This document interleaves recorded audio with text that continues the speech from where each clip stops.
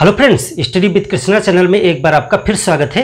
आज की इस क्लास में हम डिस्कस करेंगे पूना पैक्ट के विषय में और सांप्रदायिक अवार्ड क्या था और उसके बाद में किस प्रकार से गांधी जी और डॉक्टर अंबेडकर के बीच में एक समझौता किया गया पूना में, जिसको पूना पैक्ट कहा जाता है। तो पिछली क्लास में हमने देखा था कि गोलमेज सम्मेलन चल रहे हैं और प्रथम और द्वितीय गोलमेज सम्मेलन हो रहा था। वहाँ पर मुख्य रूप से जो बात रखी गई है वह सांप्रदायिक मांगों को लेकर के है। जैसे कि मोहम्मद अली जिन्ना के द्वारा वहाँ पर पृथक निर्वाचक मंडल जो उनको पहले ही प्राप्त हो चुका है उसको और आगे कंटिन्यू करने की बात करते हैं वो अपने 14 सूत्री कार्यक्रम में। इसी प्रकार से डिप्रेस्ड क्लास एसोसिएशन की तरफ से जो प्रतिनिधि गए डॉक्टर भीमराव अंबेडकर, उन्होंने भी डिप्रेस्ड क्लास के लिए पृथक निर्वाचन की मांग कर दी है। और इन चीज़ों को लेकर के द्वितीय गोलमेज सम्मेलन किसी बिना निर्णायक स्थिति में पहुंचे हुए ही स्थगित हो गया। वहां पर आपने देखा था कि जो ब्रिटेन के प्रधानमंत्री थे रैमजे मैकडोनाल्ड, उन्होंने सभी से एक प्रस्ताव पर हस्ताक्षर करवाए जिसमें ये लिखा गया था कि चूंकि आप सभी लोग एक निश्चित सहमति पर नहीं पहुंच सके हैं, इसलिए सरकार अब अपनी स्वेच्छा से आपकी मांगों का विश्लेषण करके जो भी निर्णय करेगी वो आप सभी को मान्य होगा। यहाँ तक हमने डिस्कस कर लिया था। तो फिर उस द्वितीय गोलमेज सम्मेलन के बाद में प्रधानमंत्री रैमजे मैकडोनाल्ड ने वहाँ पर रखी गई सभी मांगों का विश्लेषण किया और उसमें से कुछ मांगों को इकट्ठा करके उन्होंने एक घोषणा पत्र तैयार किया और उस घोषणा को 1932 में जारी किया गया, जिसमें कि उन ज़्यादातर मांगों को मान लिया गया था जो कि सांप्रदायिक मांगों से संबंधित थी, जैसे कि पृथक निर्वाचक मंडल। वहाँ पर डॉक्टर भीमराव अंबेडकर के द्वारा जो एक मांग रखी गई थी कि दलितों को भी पृथक निर्वाचक मंडल मिलना चाहिए, उसको भी मान लिया गया था।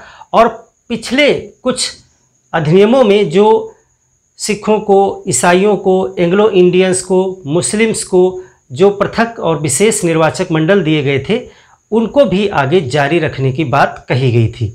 तो इस प्रकार से ये जो घोषणा की गई थी इसमें सांप्रदायिक बातें ज़्यादा थीं, अन्य बातें बहुत कम थीं। इसीलिए इस जो घोषणा है उसे कहा गया कि ये एक सांप्रदायिक अवार्ड है, कम्युनल अवार्ड है। और इसके लिए यहाँ पर महात्मा गांधी जो थे वो इसके बहुत विरोध में थे कि इस प्रकार से भारत में सांप्रदायिकता नहीं बढ़ाई जानी चाहिए सरकार की तरफ से। तो वह इसको विरोध में जो है अनशन पर बैठ गए। आपको हमने बताया था कि द्वितीय गोलमेज सम्मेलन से जब महात्मा गांधी वापस आए थे तो वो पुनः सविनय अवज्ञा आंदोलन प्रारंभ कर दिए थे। इस वजह से उनको जनवरी 1932 में ही गिरफ्तार करके पूना की यरवदा जेल में बंद कर दिया गया था। तो जिस समय ये घोषणा हुई 1932 में सांप्रदायिक अवार्ड की, उस समय वो पूना जेल में बंद थे और वही पूना जेल से उन्होंने पत्र लिखा वायसराय को और भारत सचिव को कि इस प्रकार का जो निर्णय किया गया है ब्रिटेन से उसे वापस लिया जाए और मैं इसका विरोध करता हूं। तो वायसराय ने जवाब दिया कि यदि आप आपस में समझौता कर लेते हैं तो हम इसमें सुधार कर सकते हैं, अन्यथा इसमें सुधार किए जाने की संभावना नहीं है।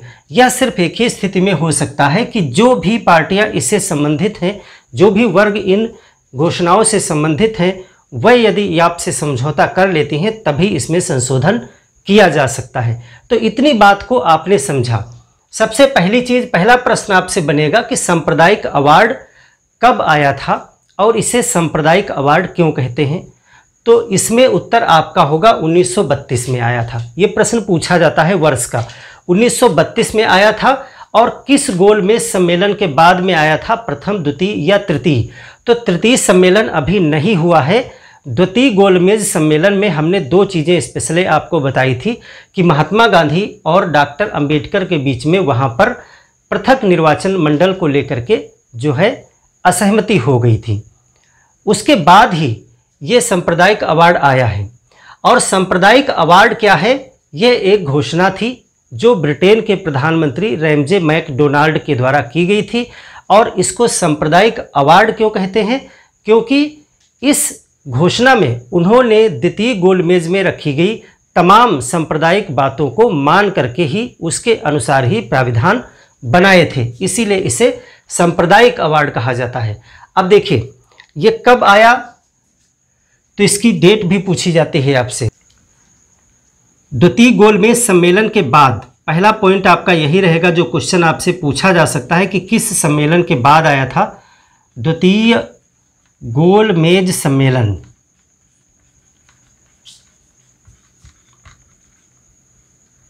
के बाद कब आया? 16 अगस्त 1932 को। एक डेट आपको याद रखनी, वैसे डेट कम ही आपको याद रखनी होती है, लेकिन कुछ महत्वपूर्ण डेटें हैं जो आपको याद रखनी है। तो 16 अगस्त 1932 को आया था। किसके द्वारा ये घोषणा की गई थी? तो ये किया गया था ब्रिटेन के प्रधानमंत्री। ब्रिटेन के प्रधानमंत्री कौन थे उस समय? Ramsay McDonald.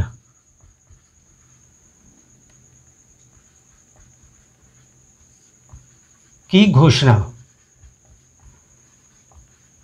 और इसी घोषणा को क्या कहा गया? सांप्रदायिक अवार्ड।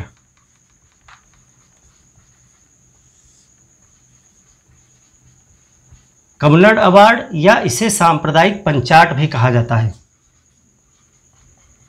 सांप्रदायिक पंचाट। अब देखिए सबसे मुख्य चीज तो यह है कि इस सांप्रदायिक पंचाट में आखिर था क्या। तो जो सबसे मेन चीज है वो ये थी कि जो अनुसूचित जातियां हैं, अनुसूचित जाति को भी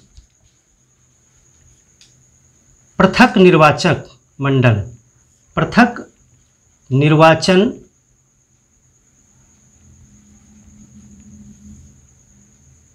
दे दिया गया था। देखिए यहां पर ये आप बिल्कुल क्लियर रखिएगा, जो अनुसूचित जाति शब्द मैं प्रयोग कर रहा हूं, ये शब्द कब आया है? ये शब्द आया है 1935 भारत शासन अधिनियम। ये प्रश्न आपसे पूछा जाता है, शासन अधिनियम जो अभी आएगा तृतीय गोलमेज सम्मेलन। और किन शब्दों के स्थान पर इसको लाया गया था? देखिए जो डिप्रेस्ड क्लास यानी जो पिछड़ी हुई जातियां थी, जिनको उस समय दलित कहा जाता था या वंचित कहा जाता था या अस्पृश्य कहा जाता था, या गांधी जी एक और शब्द लेकर के आए थे हरिजन। तो इस प्रकार से तमाम शब्द थे उन जातियों के लिए जो शोषित थी, वंचित थी। 1935 के अधिनियम में उन सब जातियों को एक कैटेगरी बना करके, एक लिस्ट यानी अनुसूची बना करके लिस्टेड कर दिया गया, और तभी से उन सभी जातियों के लिए एक शब्द कहा गया, अनुसूचित जाति एवं जनजाति। उसमें जनजातियों को भी रखा गया था। तो उसी डिप्रेस्ड क्लास के लिए पृथक निर्वाचन की व्यवस्था कर दी गई थी इस सांप्रदायिक अवार्ड में, घोषणा में। और दूसरी चीज, मुस्लिम को भी, मुस्लिम इनको भी पृथक निर्वाचन दिया गया। अब आप कहेंगे कि मुस्लिम को तो पहले से ही 1909 से ही प्राप्त था, तो हर एक जब अधिनियम आता था अगला, जब भारत शासन अधिनियम या जो भी प्रावधान आता था, तो रिन्यूअल भी होती थी ये चीज़ें। तो यानी कि इस चीज़ को कंटिन्यू रखा गया, क्योंकि ऐसी मांग की जा रही थी कि मुस्लिम पृथक निर्वाचन को समाप्त किया जाए, ऐसा मांग रही थी कांग्रेस। तो यहाँ पर उसको समाप्त ना किया गया बल्कि आगे बढ़ाया गया। और किनको किनको दिया गया पृथक निर्वाचन? तो उसमें सिख हैं, ईसाई हैं,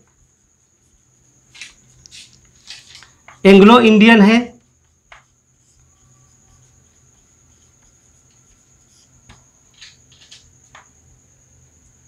ये भारतीय ईसाई हैं। सिख, भारतीय ईसाई, एंग्लो इंडियन आदि को भी और कुछ विशेष निर्वाचन आपको हमने बताए थे। व्यापारी वर्ग को भी दिए गए थे। व्यापारी विश्वविद्यालय यानी कि वाणिज्य, व्यापार, जमींदार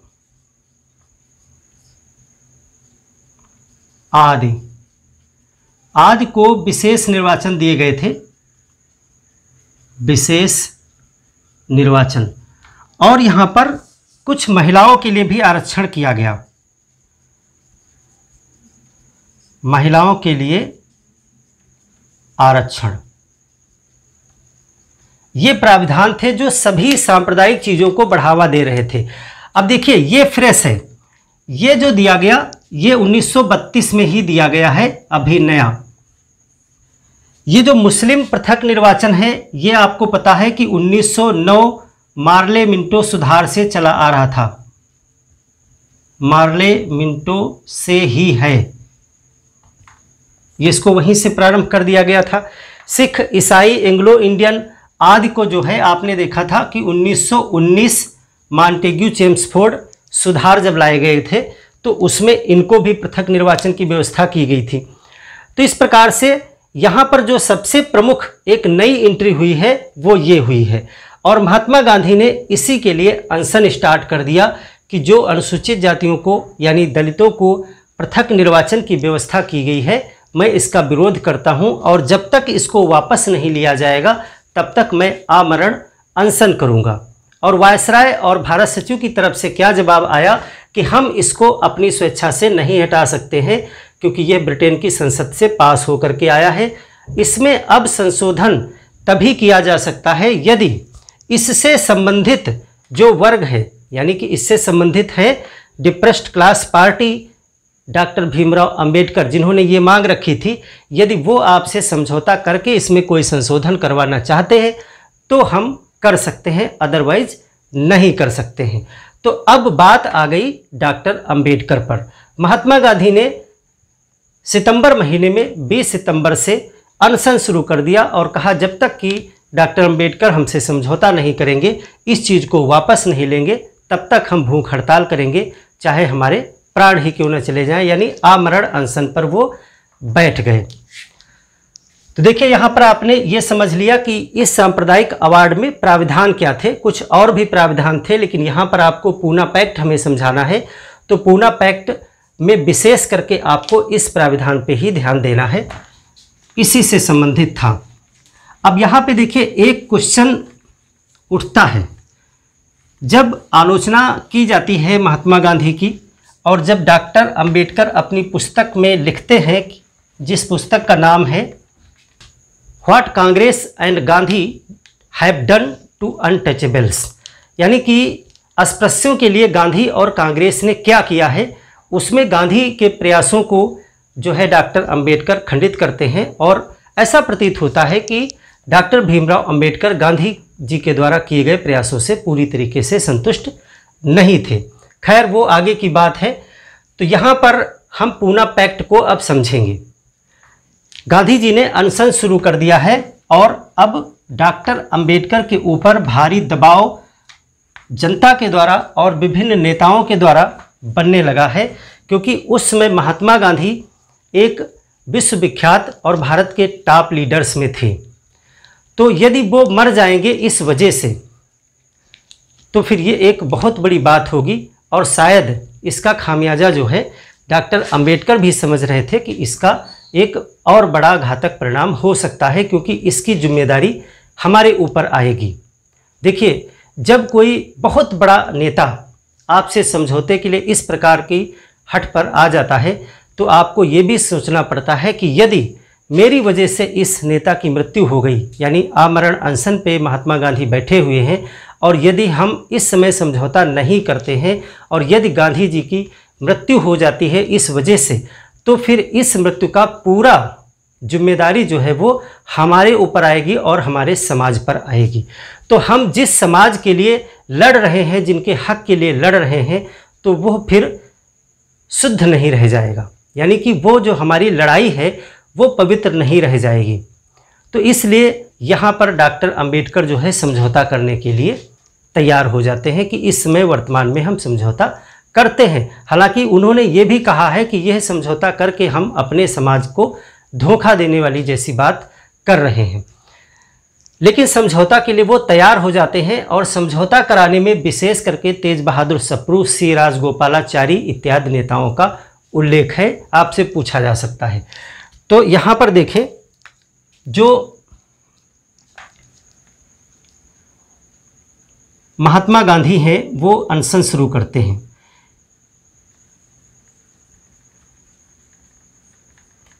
महात्मा गांधी कहाँ पे? पूना। ये सभी प्रश्न आपसे पूछे गए हैं। पूना की यरवदा जेल में क्या इन्होंने शुरू कर दिया? आमरण अनशन। ये शुरू किया इन्होंने 20 सितंबर 1932 को। 16 अगस्त को आया ये अवार्ड। ये अवार्ड आया 16 अगस्त 1932 में, और 20 सितंबर 1932 को महात्मा गांधी ने आमरण अनशन शुरू कर दिया। तो इससे क्या हुआ? डॉक्टर अंबेडकर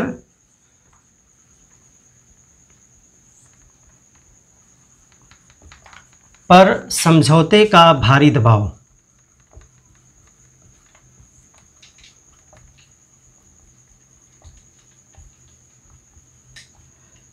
क्योंकि अगर समझौता नहीं करते हैं तो भारत के एक सबसे प्रमुख, जो उसमें सबसे ज़्यादा लोकप्रिय नेता हैं महात्मा गांधी, उनकी मृत्यु की जिम्मेदारी जो है डॉक्टर अंबेडकर पर आ रही है।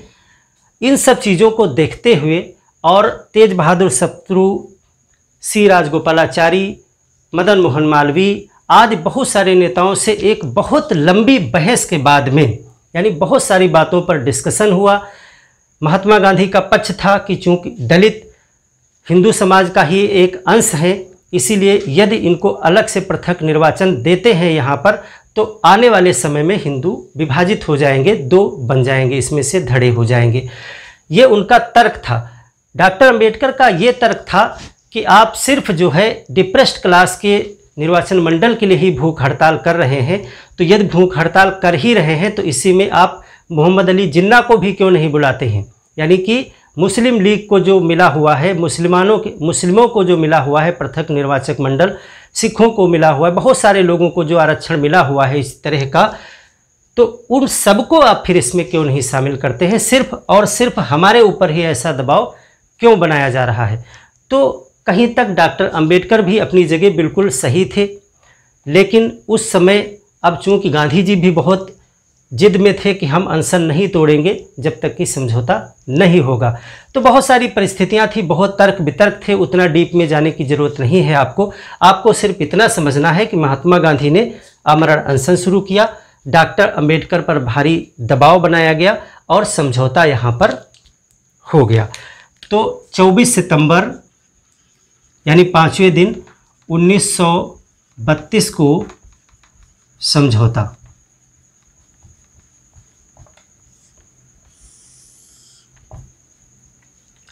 अब जो समझौता हुआ, अब देखिए पृथक निर्वाचक की बात है इसमें कम्युनल अवार्ड में, तो ऐसे आप सिर्फ समझौता करके, यदि मान लिया आप दबाव बना रहे हैं समझौता करेंगे, लेकिन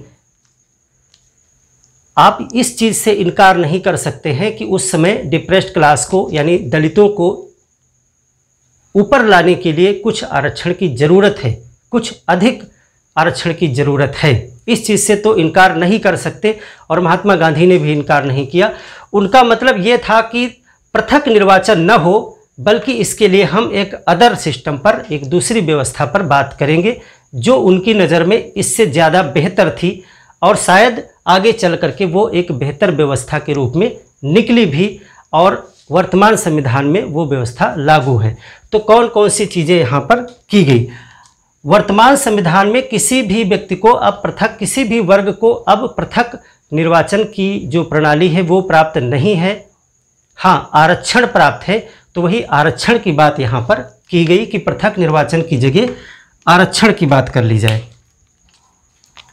तो कौन कौन सी चीज़ें यहाँ पर की गई? समझौता हुआ और इस समझौता को कहा जाता है पूना पैक्ट। क्या कहा जाता है? पूना पैक्ट। पूना पैक्ट इसलिए कहते हैं क्योंकि उस समय पूना में ये समझौता हुआ था और इसको यरवदा करार भी कहा जाता है। यरवदा करार, क्योंकि यरवदा जेल में थे गांधी जी, वहीं पर ये करार हुआ यानी समझौता हुआ। तो इसको कई नामों से पूछा जाएगा, कंफ्यूज न हो। पूना पैक्ट, पैक्ट की जगह समझौता, शब्द भी आ सकता है, पूना समझौता, पूना पैक्ट, यरवदा समझौता, यरवदा करार, यरवदा पैक्ट, ये सभी एक ही शब्द हैं। गांधी अंबेडकर समझौता इस तरह से भी आ सकता है। तो इसके प्राविधानों को हम समझें कि इसमें क्या क्या किया गया था, तो इससे पहले कुछ और फैक्ट पे बात कर लेते हैं जो पूछे जाते हैं आपसे। तो इस पे पूना पैक्ट पे हस्ताक्षर किसने किसने किए थे ये पूछा जाता है। पूना पैक्ट पर हस्ताक्षर, पहले छोटी छोटी बातों को डिस्कस कर लेते हैं, फिर इसके प्राविधानों पर बात करेंगे। पूना पैक्ट पर हस्ताक्षर किए थे डॉक्टर BR अम्बेडकर और मदन मोहन मालवीय ने। इंपॉर्टेंट प्रश्न है मदन मोहन मालवीय, क्योंकि सभी को पता है कि ये समझौता डॉक्टर अम्बेडकर और गांधी जी के बीच में हुआ था। तो आपको लगेगा कि इस पे महात्मा गांधी ने हस्ताक्षर किए होंगे, लेकिन महात्मा गांधी की तरफ से मदन मोहन मालवीय ने दस्तखत किए थे। तो यहाँ पर नोट कर लें, गांधी जी की तरफ से। वो अनशन पे थे, जेल में थे, तो उन्होंने दस्तखत किए थे, और इधर जो है डॉक्टर अम्बेडकर ने दस्तखत किए थे।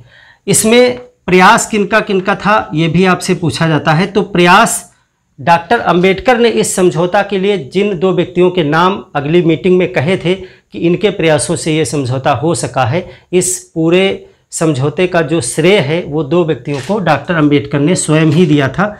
तो उनके नाम है तेज बहादुर सप्रू। तेज बहादुर सप्रू समझौता करवाने में बहुत आगे थे। गांधी इरविन समझौता भी इन्होंने करवाया था और ये वाला भी। और दूसरे व्यक्ति थे सी राजगोपालाचारी।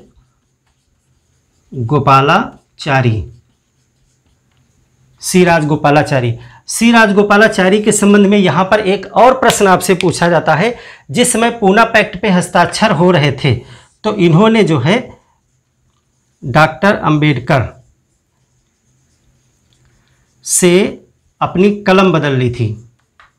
पूछा गया है प्रश्न 1-2 बार, तो इसको नोट कर ले, बदल ली थी। बहुत ज़्यादा इनको खुशी थी उस समय इस समझौता हो जाने की, तो भावावेश में आकर के डॉक्टर अम्बेडकर से कलम अपनी बदल ली थी, यानी उनकी कलम आप खुद ले ली और अपनी कलम उन्हें दे दी थी। पर प्रश्न 1-2 बार पूछा गया है कि किसने कलम चेंज कर ली थी। तो ये हैं फैक्ट कुछ जो आपको याद रखने हैं। और गांधी जी ने यहाँ पर एक बयान दिया था, जो बयान कोटेशन के रूप में पूछा जाता है। वो बयान क्या था?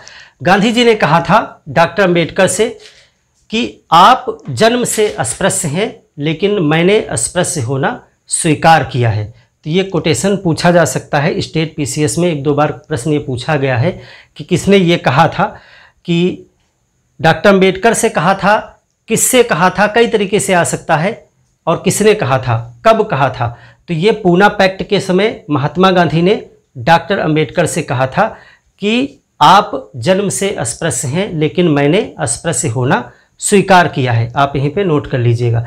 इसके बाद हम पूना पैक्ट के समझते हैं कौन कौन से प्राविधान थे, क्या क्या चीज़ें इसमें की गई थी। तो बहुत ईजी है। जैसा कि आप जानते हैं कि ये समझौता हुआ क्यों था। समझौता इसलिए हुआ था क्योंकि पृथक निर्वाचन की मांग को निरस्त किया जाए। तो यहीं पर सबसे पहला जो प्राविधान इसमें किया गया वो था कि पृथक निर्वाचन की मांग को वापस किया जाए। यानी कि जो पृथक निर्वाचन का जो सिस्टम इसमें आया है उसको जो है वापस कर लिया जाए, यानी इसे समाप्त कर दिया जाए। इसको आप समाप्त लिखें, इसको समाप्त कर लिया जाए। तो गांधी जी ने कहा कि इस चीज़ को आप वापस ले लीजिए। तो डॉक्टर साहब ने कहा कि हाँ ठीक है, चलिए पृथक निर्वाचन मंडल की मांग को हम छोड़ते हैं, लेकिन इसके बदले में हमें क्या मिलेगा, यानी कि हमको अब दलित समाज को ऊपर लाने के लिए अगर ये नहीं मिलेगा तो इसकी जगह में, यानी इसके एवज में आप हमें क्या देंगे महात्मा जी। तो गांधी जी ने कहा कि इसकी जगह पर आपको दिए जाएंगी सीटें। और वो सीटें क्या हैं वो आप यहाँ पर देखें। इसके स्थान पर जो प्रांत हैं, प्रांतों में 71 की जगह, देखो इस पृथक निर्वाचन से उनको 71 सीटें मिल रही थी, तो कहा कि 71 आपको मिल रही थी तो उसकी जगह हम सीटें आपको लगभग दुगनी सीटें दे रहे हैं। प्रांतों की जगह 71 की जगह 148 सीटें आरक्षित की जाएंगी आपके लिए। सीटें आरक्षित, पहले आपको इतनी ही मिल रही थी, अब आपको इतनी सीटें मिलेंगी। और सेंटर में भी जो केंद्र है वहां पर 18 सीटें रिजर्व की जाएंगी। केंद्र में 18 सीट,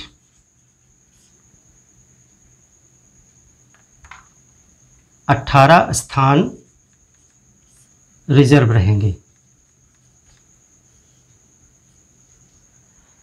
अब देखिए यहाँ पर यह बात तो कही गई कि 148 सीटें आपकी आरक्षित की जाएंगी, लेकिन आरक्षण होने में और पृथक निर्वाचन होने में एक अंतर है। हमने आपको बताया था कि पृथक निर्वाचन में मतदाता और उम्मीदवार वो दलित ही होते, दलित ही वोट करते और दलित ही मतदाता यानी दलित मतदाता होते और उन्हीं का प्रत्याशी होता। तो इसमें आरक्षण में प्रत्याशी, अब यहाँ पर जो मतदाता हैं वो तो सभी लोग होंगे, अन्य वर्ग के लोग भी वोट करेंगे और दलित भी वोट करेंगे, तो यहाँ पर अन्य वर्ग के लोग अपना एक प्रत्याशी खड़ा कर सकते हैं उसी में। हमने आपको ये चीज़ समझाई भी थी क्योंकि ये समझना जरूरी है, क्योंकि इसकी एक काट का प्राविधान इसमें किया गया। देखिए जब पृथक निर्वाचन की बात की जाती है, यहाँ पे समझें आप, पृथक निर्वाचन,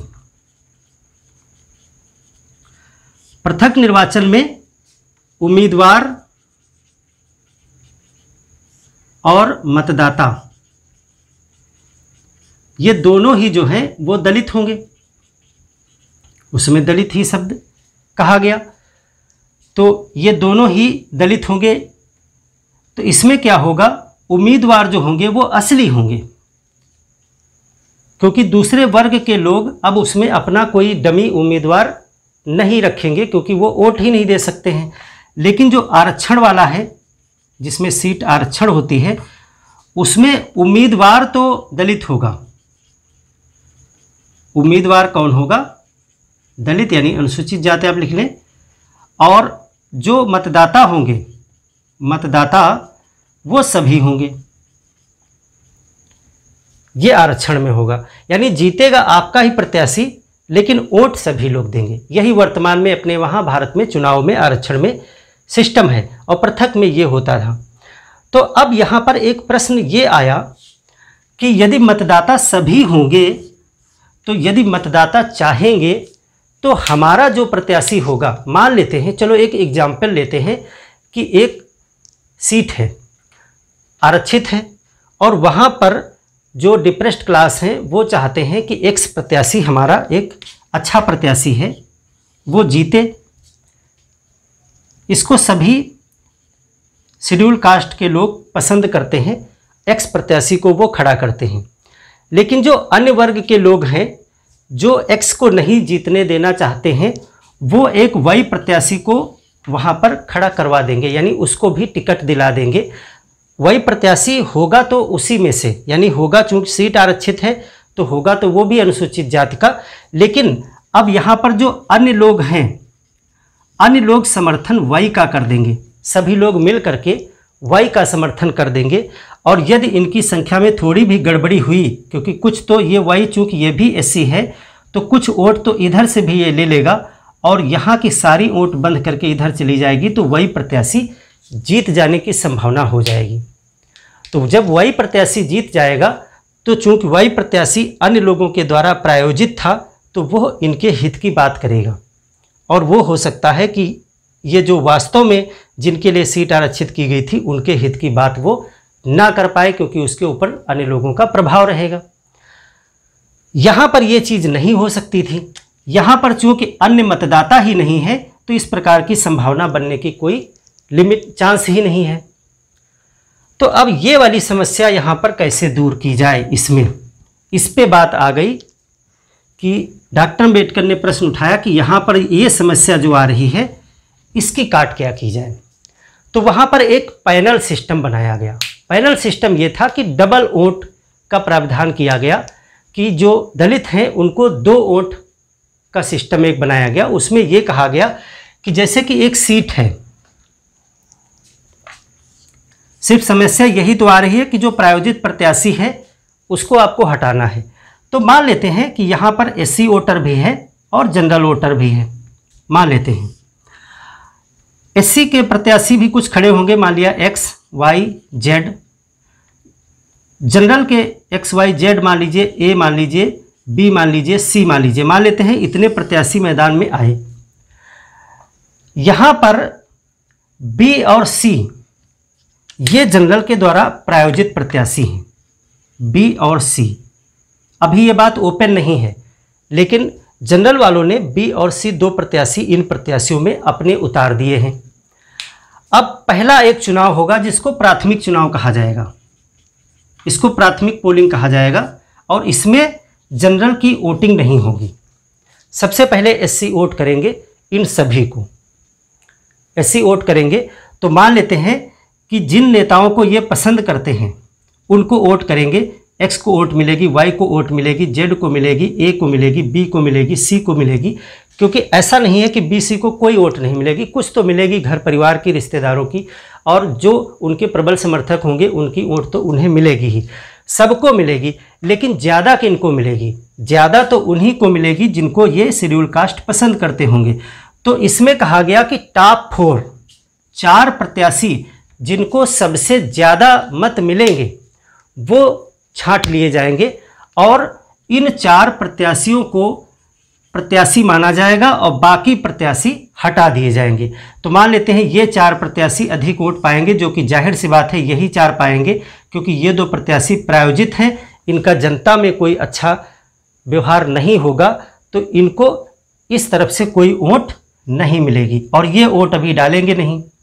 अगर ये वोट डालते तो इनको मिल जाती।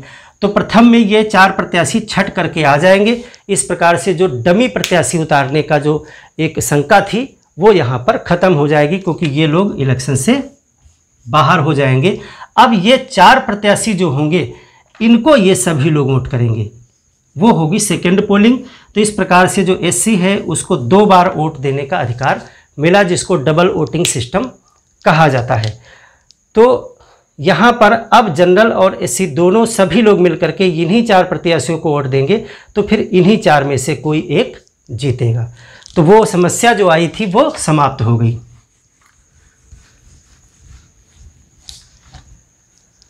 तो ये समझ लिया आपने आरक्षण वाला, और यहाँ पर डबल वोटिंग सिस्टम भी बनाया गया।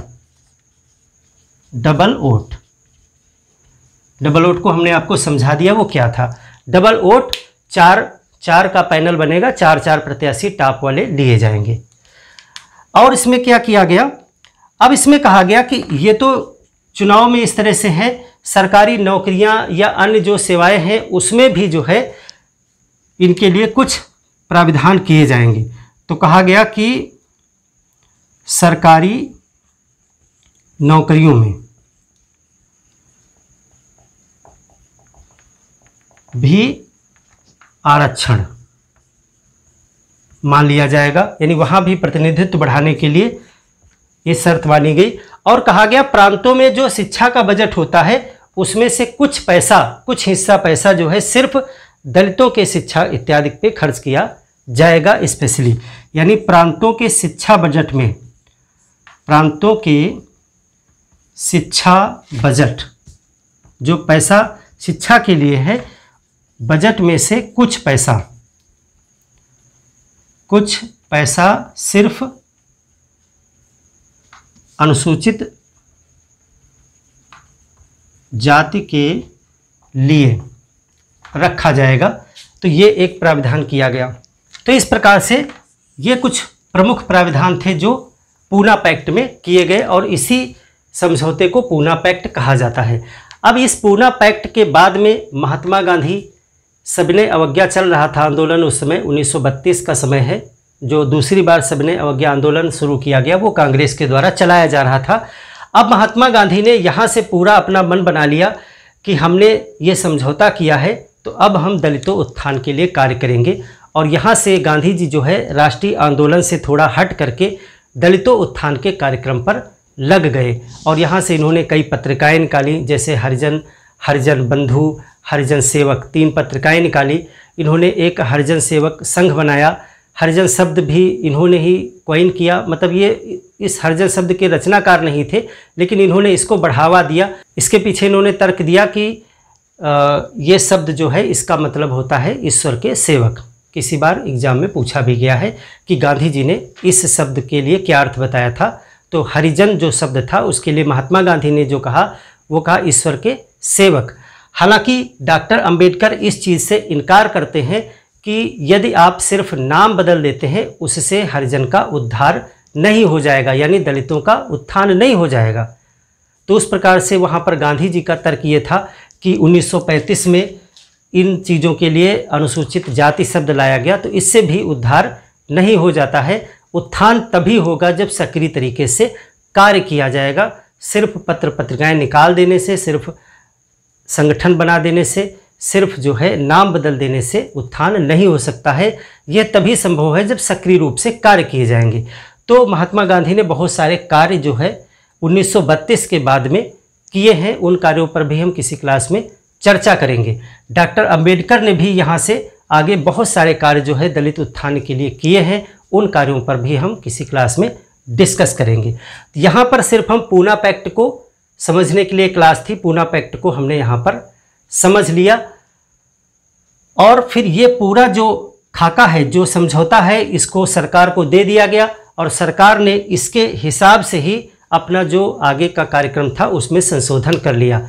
और जब आप देखेंगे कि 1935 का अधिनियम आएगा, अभी एक गोलमेज सम्मेलन बाकी है।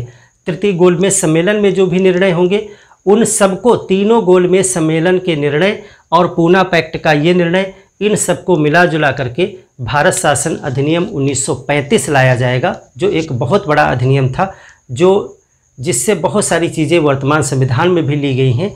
वहाँ पर इन चीज़ों को रख दिया जाएगा। इसके बाद में इस सिस्टम के आधार पे 1937 में पहली बार इलेक्शन होंगे, जहाँ पर ये पूना पैक्ट के प्रावधान लागू किए जाएंगे। तो उन सब चीज़ों को हम क्रमवार पढ़ेंगे। मिलते हैं अगली क्लास में, जब हम चर्चा करेंगे कि तृतीय गोलमेज सम्मेलन क्या था और उसके बाद हम भारत शासन अधिनियम 1935 पर डिस्कस करेंगे। धन्यवाद।